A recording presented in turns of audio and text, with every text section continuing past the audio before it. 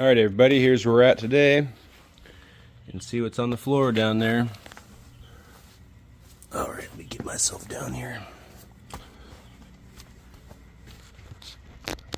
There it is. Got the hole cut, fans coming through. This is all just mock-up, of course. Here's the wires for the fan. And I can either flip that 180, bring that fan over this way, or I can have the wires go forward, doesn't really matter. Wherever I got some clearance, probably have it go over to the driver's side. Seeing that the filter's over there. I'll probably have an inline somewhere for the inline thermostat.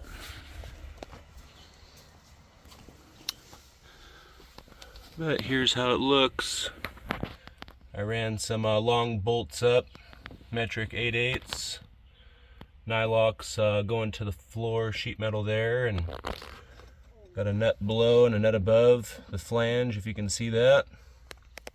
Still have to cut the hole for the oil lines, but that's about where it'll be placed. And then this shroud, or whatever you want to call it, that I made, I'll have to trim the corner back or modify that because it's wanting to ride in the radius back there.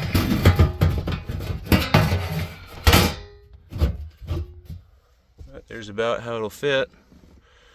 Then I'll make a false floor going across, pretty much like I did in the S10, just make it out of wood. So that turned out pretty good, making progress. Then along with that oil cooler, I have this oil control thermostat, so this will open and close depending on the temperature, which is pretty bitchin'. So it'll go in, but making some good progress. Alright, I'll put you guys back on here in a minute. Alright, here we are a couple days after that last clip.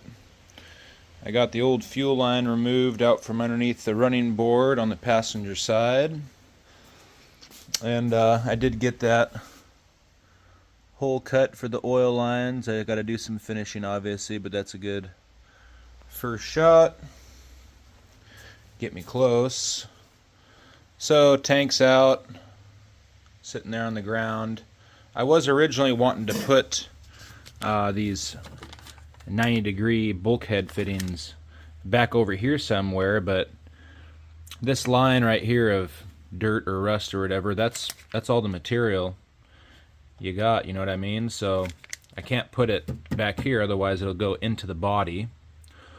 So what I'm going to end up doing is right here where this crease is from this car getting in an accident at some point in its life is right behind the shock. Now I don't want to put the fuel line back here because with this thing being aired out or whatever, you can see where the tires rub there and up on top. I'm sure it would be safe in that corner, but I'll just move it forward a little bit and stick it. You can kind of see that crease right there maybe. But anyways, I'll have the fuel lines come down there right behind the shock. They'll go through the opening right there. And then I'm going to put these 45s down. Let's see if I can get this down in the pan somewhere here. So I'm going to pull that front access cover off the front and see what kind of access I have with my hand and wrist to fit back in there, because I think that would be as best of a spot as I can get for the fuel line to come down and right down into the pan there. And I might be lucky enough with some of these fittings on here, 90-degree to go straight back. And then I still haven't decided where I'm going to have the fuel line exit down here. I'll have to look, I suppose. I have some room for access back underneath where the shift linkage is for me to tighten down the nut on one of these bulkheads. I want to keep it over on the driver's side if I could. Might be able to have them pop out back over there above the torsion. I'll have to see when I get that far, but for now I'm going to start in the front, make a little progress. So I'll put you guys back on when I have some holes drilled and some fittings on. Alright, here's where we're at. So I made a little bit of a boo-boo. I drilled those holes down there you can see on the side, and I barely was able to fit my hand through that hole. I'll show you that on video. It's kind of funny. Anyways, it's double walled. Yeah, I'm gonna have to patch up those 2 holes. Gosh darn it! So I had to move it all the way back here, which I was barely able to reach. So that's gonna be fun doing the fuel lines on there, but we will see how that goes on the inside of the tunnel. I'll be getting it. I'll damn sure you that. Let me turn this light on. So here's the fittings there coming down, wrap around the back side of the shock, clear all the steering linkage and everything. Of course it's full lift right now. And then those fittings come out right here. I had a 45 on the one closest to the camera, but I needed that for underneath, so I'll have to pick up some more fittings and 45 it. So let me put you on the stand down here and show you the circus act of getting my hand in this hole and trying to tighten up these bulkhead fittings.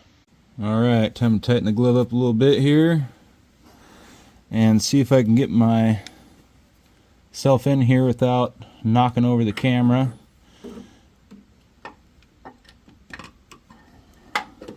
I should probably make sure this is in the tightening direction. Yep. How well this is going to work is beyond me. I guarantee you I'm going to have to move the camera and try to reach up there with a crescent wrench, but we'll show you the fiasco.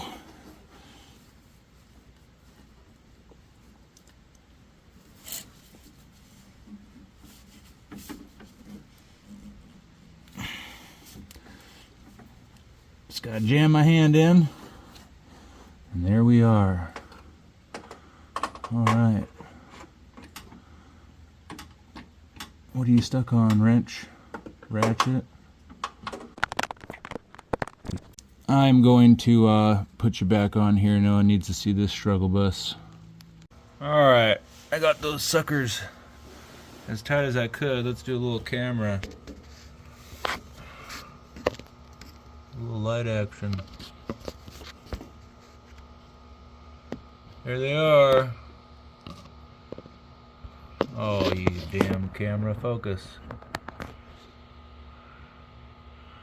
So it's going to be interesting running these lines through here, I tell you. But bulkhead fittings are on; those are done.